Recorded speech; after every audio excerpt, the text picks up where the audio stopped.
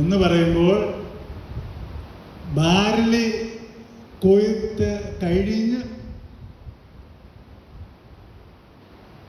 ഗോതമ്പിന്റെ കൊയ്ത്ത് ആരംഭിക്കുന്ന കാലഘട്ടമാണ് ഈ പെന്തിക്കോസ് ദിനമായിട്ട്.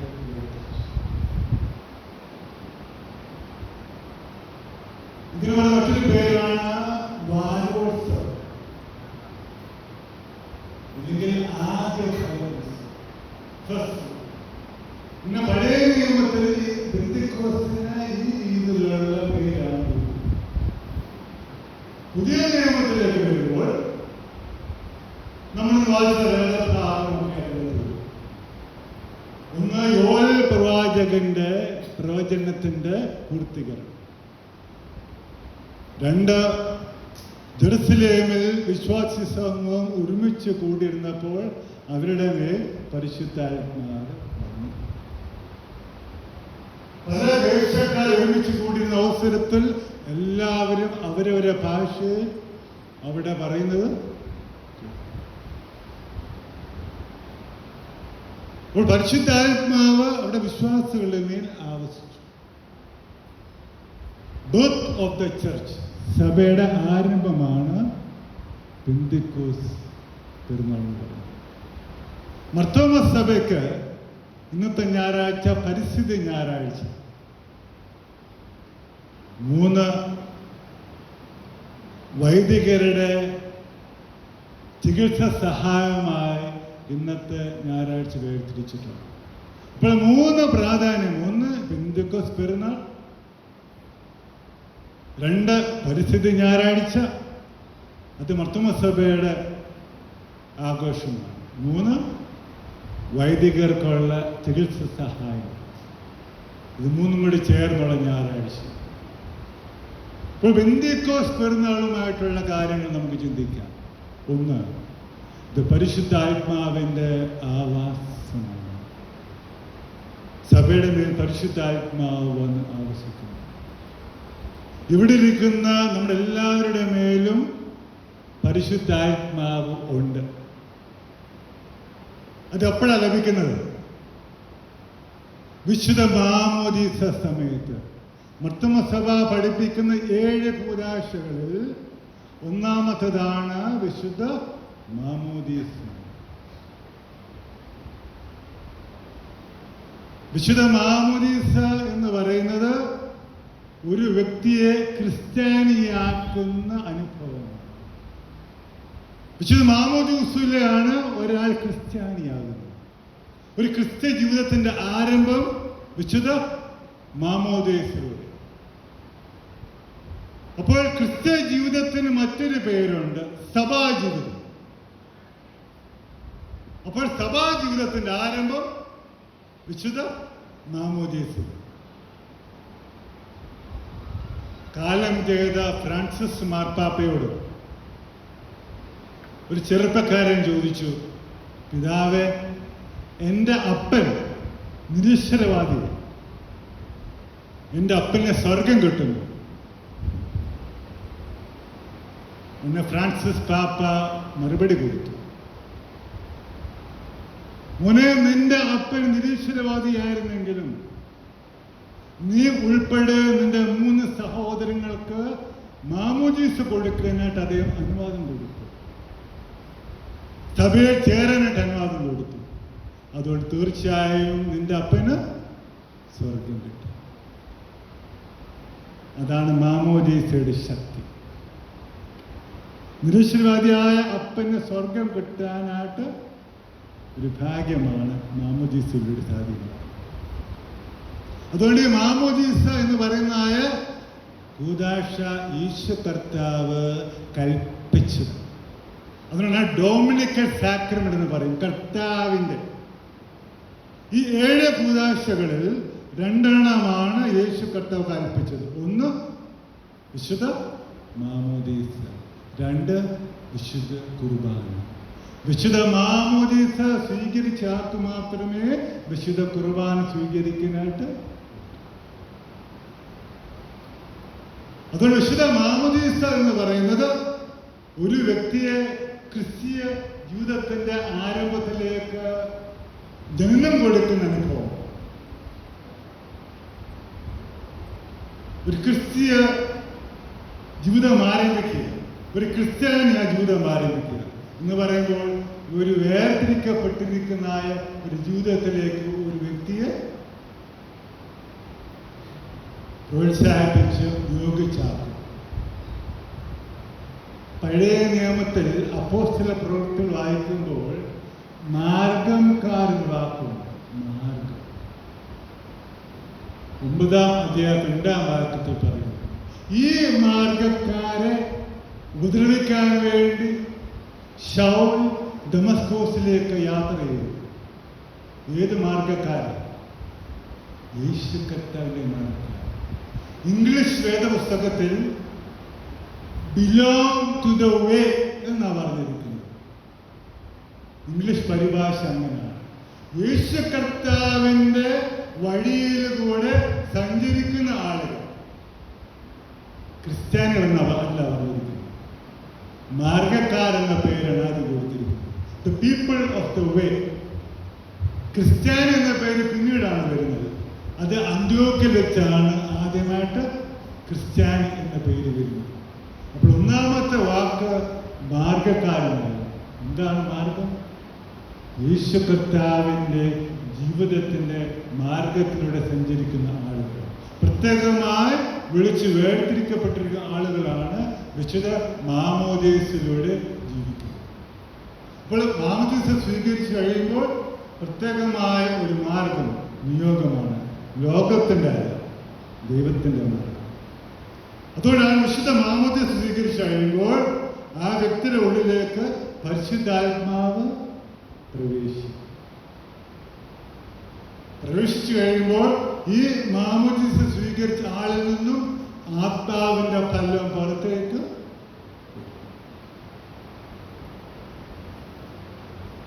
ഒരു വ്യക്തിയിൽ 2 സ്വഭാവമുണ്ട്. ദണ്ഡിക സ്വഭാവമുണ്ട്, ആത്മ സ്വഭാവം. ദണ്ഡിക സ്വഭാവം ലോകത്തിന്റെ, ആത്മ സ്വഭാവം ദൈവത്തിന്റെ. മാമോദീസ സ്വീകരിച്ച ഒരു വ്യക്തിയിൽ നിന്നും ആത്മീയ സ്വഭാവമാണ് പുറത്തു വരേണ്ടത്.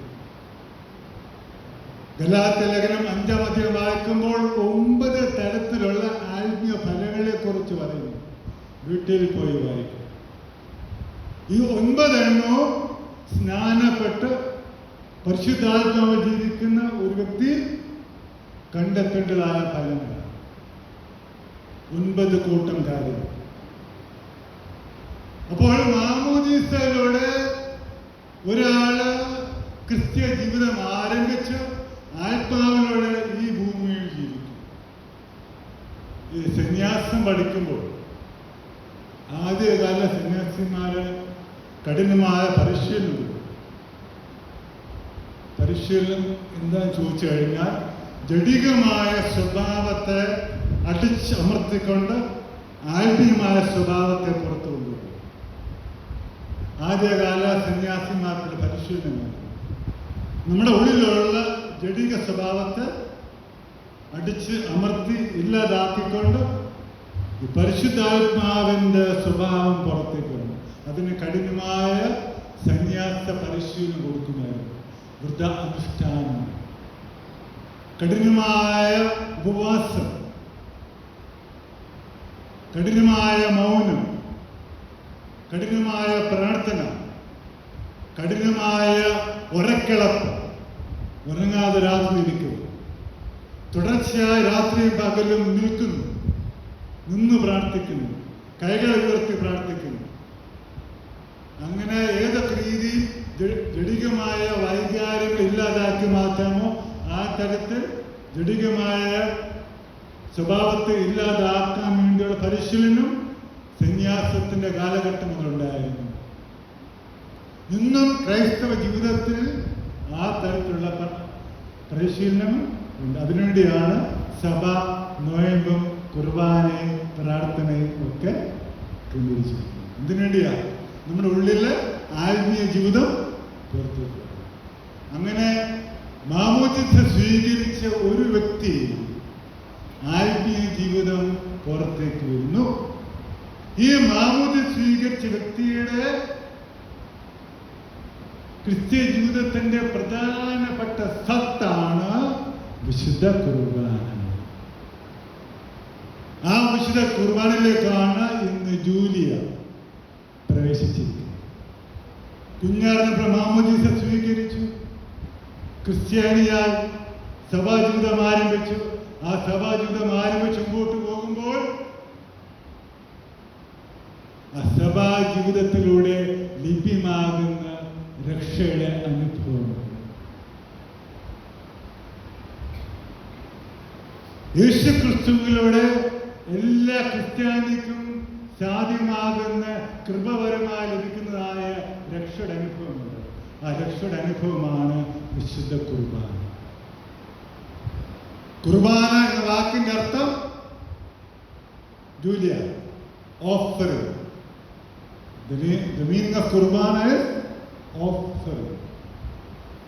Jesus Christ offered himself for the whole humanity. He offered himself. So what do? I offer myself to God. In return, I offer myself. Jesus offered himself for the whole humanity. Through Holy Qurbana, I offer myself. Paul, Julia is offering your whole self, your mind, your body, your heart, your physical, your mental strength, everything. So this is an offering from your part. So through Holy Qurbana, I offer myself. അപ്പോൾ ഇന്ന് Julia കുർബാന സ്വീകരിക്കാൻ പോകുമ്പോൾ ഒരു സമർപ്പണമാണ്. It's a offering from your. അതുകൊണ്ട് കുർബാന എന്ന വാക്കിന്റെ അർത്ഥം അർപ്പണം. വേദപുസ്തകത്തിൽ 2 വാക്ക് ഉപയോഗിച്ചിട്ടുണ്ട്. ഒന്ന് അപ്പം മുറിക്കൽ, 2 കർത്താവിന്റെ അത്താഴം. Julia, there are 2 names used for Qurban in the Bible.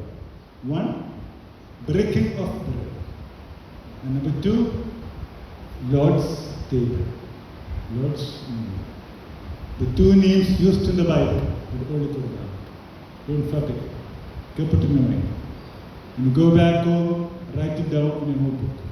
The 2 names for Holy Quran: breaking of the bread, and number 2, Lord's table. അപ്പോൾ ഇതിലേക്കാണ് വിശുദ്ധ കുർബാനയിലൂടെ നമ്മൾ പങ്കെടുക്കുന്നത്. അപ്പോൾ ഇന്ന് വിശുദ്ധ കുർബാന സ്വീകരിക്കാൻ പോകുന്ന പ്രിയപ്പെട്ട ജൂലിയ ഇനിയും ഈ സഭയുടെ ഫുൾ മെമ്പർ ആയിരിക്കും. Full participant.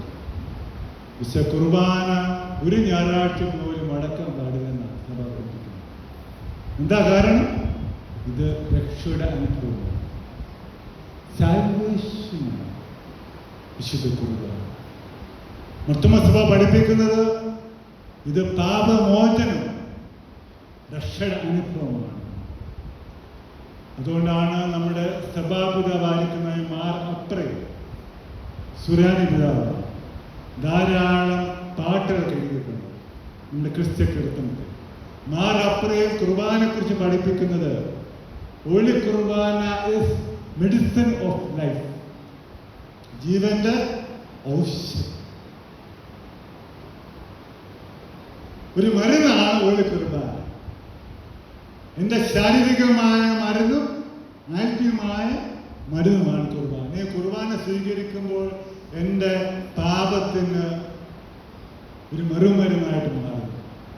എൻ്റെ പാപത്തെ ശമിക്കുന്നു, എന്നെ വീണ്ടെടുക്കുന്നു.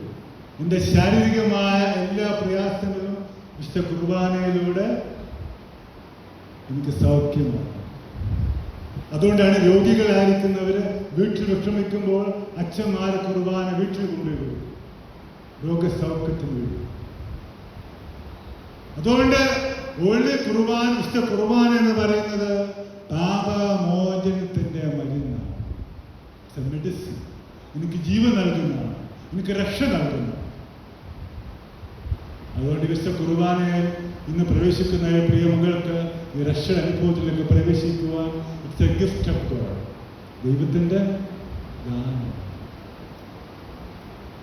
കുർബാനയിൽ 2 പേരുണ്ട്. ഒരു ഹോസ്റ്റ് ഉണ്ട്, ഒരു ഗസ്റ്റ്. ഹോസ്റ്റ് എന്ന് പറഞ്ഞാൽ വിരുന്ന് ഒരുക്കുന്ന ആളാണ് ഹോസ്റ്റ്. ഗസ്റ്റ് എന്ന് പറഞ്ഞാൽ ക്ഷണിക്കപ്പെട്ടവർ. വിശുദ്ധ കുർബാനയിൽ ഹോസ്റ്റ് എന്ന് പറയുന്നത് സാക്ഷാൽ യേശു കർത്താവാണ്. Is preparing the meal. ഗസ്റ്റായ ഇവിടെ ഇരിക്കുന്ന നമ്മൾ ഓരോരുത്തരാണ് ഗസ്റ്റ്. നമ്മളെ രാവിലെ യേശു തമ്പുരാൻ ഈ അത്താഴ മേശയിലേക്ക് ക്ഷണിക്കുകയാണ്. Come participate in the holy table. അപ്പോൾ ഹോസ്റ്റായിരിക്കുന്ന യേശു കർത്താവ് വെച്ച് വിളമ്പുന്നതായ ഈ അത്താഴത്തിൽ ക്ഷണിക്കപ്പെട്ടവരാണ് ഇവിടെ ഇരിക്കുന്ന നമ്മൾ ഓരോരുത്തരും. അതുകൊണ്ട് നമ്മളെല്ലാം ഞായറാഴ്ച രാവിലെ ആരാ? ഗസ്റ്റാണ്. എപ്പോഴും ഒരുക്കത്തോടുകൂടി വേണം ഗസ്റ്റ് വരാനായി. ഹോസ്റ്റ് ഒരുങ്ങി എല്ലാം ഒരുക്കിച്ചിരിക്കുകയാണ്. നമ്മൾ നല്ല ഒരുക്കത്തോടു കൂടി വേണം കുർബാനയ്ക്ക് വരണം. അതുകൊണ്ട് എല്ലാ ഞായറാഴ്ചയും വിശുദ്ധ കുർബാനയിൽ ഗസ്റ്റായിട്ട് ദൈവം തമ്പുരാൻ നിങ്ങളെ ക്ഷണിക്കുമ്പോൾ നിങ്ങൾ ഈ ദേവാലയത്തിൽ വരണം. എവിടെയൊക്കെയോ നമ്മൾ വിരുന്ന് പോകുന്നുണ്ട്, കല്യാണത്തിന് പോകുന്നുണ്ട്, മാമോദീസയ്ക്ക് പോകുന്നുണ്ട്, വീടുകളിൽ പോകുന്നു, യാത്ര പോകുന്നു.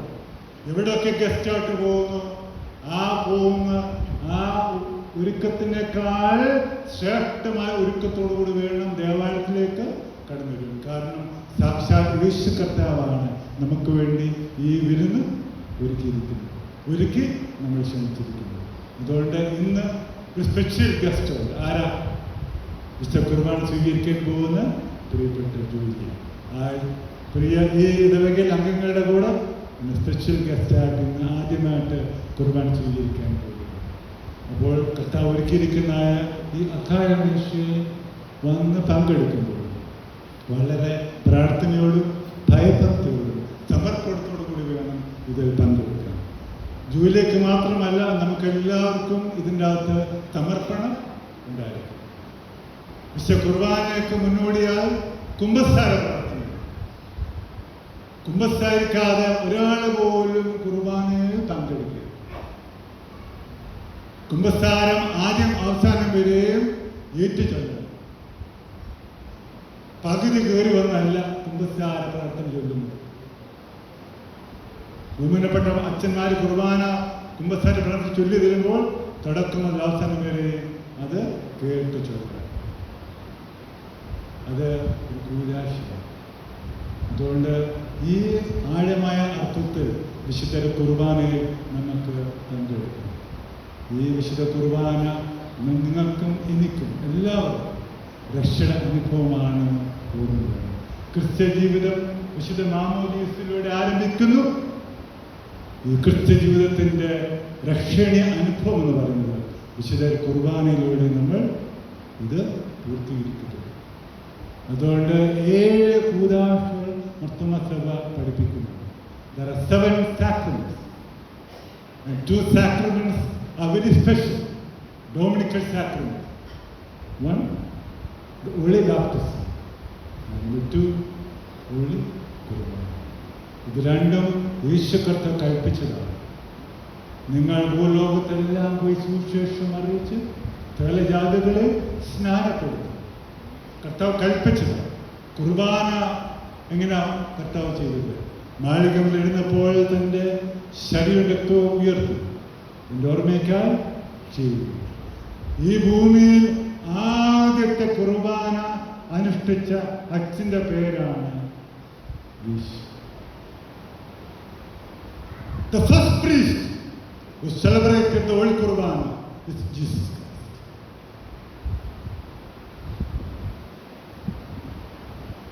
ആ കുർബാനയ്ക്ക് പ്രത്യേകത, കുർബാന അർപ്പിച്ച ആള് കുർബാന ഒരാൾ തന്നെയാണ്. കുർബാന അർപ്പിച്ച കാർമികനും കുർബാനയും ഒരാൾ തന്നെയാണ്. ആരാണ് കുർബാന അർപ്പിച്ചത്? അദ്ദേഹം തന്നെ കുർബാനയായി മാറി, ഓഫർ ചെയ്തു. അതിനുശേഷം ഇന്ന് വരെ നടത്തപ്പെടുന്ന എല്ലാ കുർബാനയും ആദ്യ കുർബാനയുടെ നിഴല് മാത്രമാണ്. Only the shadow. The original Kurbana was celebrated by Jesus in the upper room. അതിനുശേഷമുള്ള എല്ലാ കുർബാനകളും ആ അപ്പർ റൂമിന്റെ നിഴല് മാത്രം. എനിക്കെടുക്കുന്ന പെന്തിക്കോസ്ത് പെരുന്നാളായി നമ്മൾ ഇന്ന് വേർതിരിച്ചിരിക്കുന്നു. പരിശുദ്ധാത്മാവിന്റെ ആവാസം വിശ്വാസങ്ങളിൽ വന്ന് സഭയെ ആരംഭിച്ചു. ഓരോ വ്യക്തിയും വിശുദ്ധ മാമോദീസയിലൂടെ ഈ സഭയുടെ ഭാഗമായി മാറും. ഈ ക്രിസ്തു ജീവിതത്തിന്റെ തുടർച്ച എന്ന് പറയുന്നത് വിശുദ്ധ കുർബാനയിലൂടെ നമ്മൾ അനുഭവിക്കുകയും രക്ഷ ഒരു കാര്യം പറഞ്ഞു, ഈ പരിശുദ്ധാത്മാവ് മനുഷ്യന്റെ മേൽ മാത്രമല്ല സകല പ്രപഞ്ചത്തിന്റെ മേലും സകല പ്രപഞ്ചത്തിന്റെ മേലും പരിശുദ്ധാത്മാവിന്റെ പ്രവർത്തനമാണ്.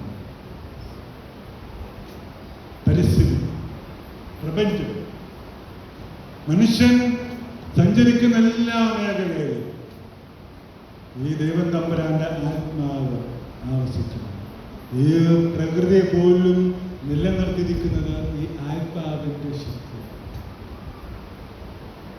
ഇന്ന് പരിസ്ഥിതി ഞായറാഴ്ചയ്ക്ക് എഴുതിച്ചിരിക്കും. ആത്മാവ് നമ്മുടെ പ്രപഞ്ചത്തിൽ നിന്ന് ആവശ്യിച്ചിട്ടുണ്ട്.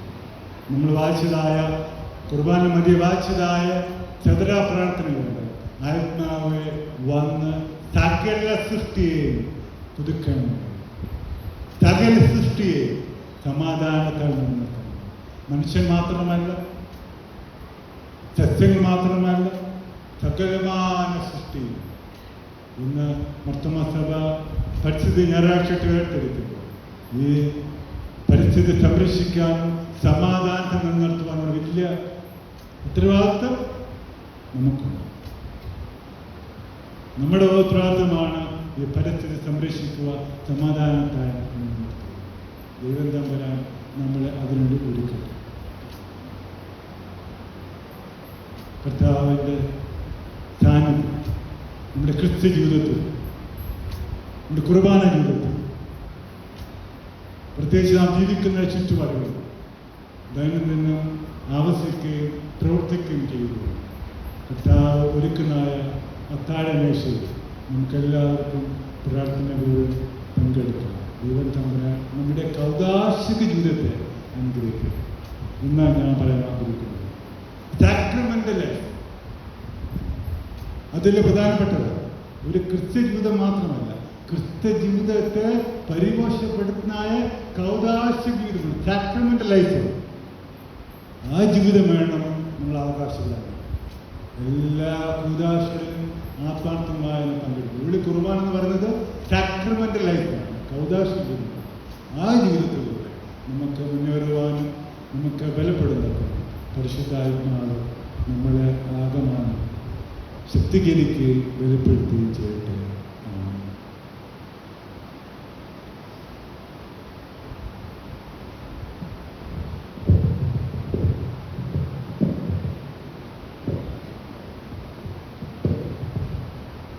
പ്രാർത്ഥനയ്ക്കായി നമ്മൾ നിലകളെ എടുക്കാം.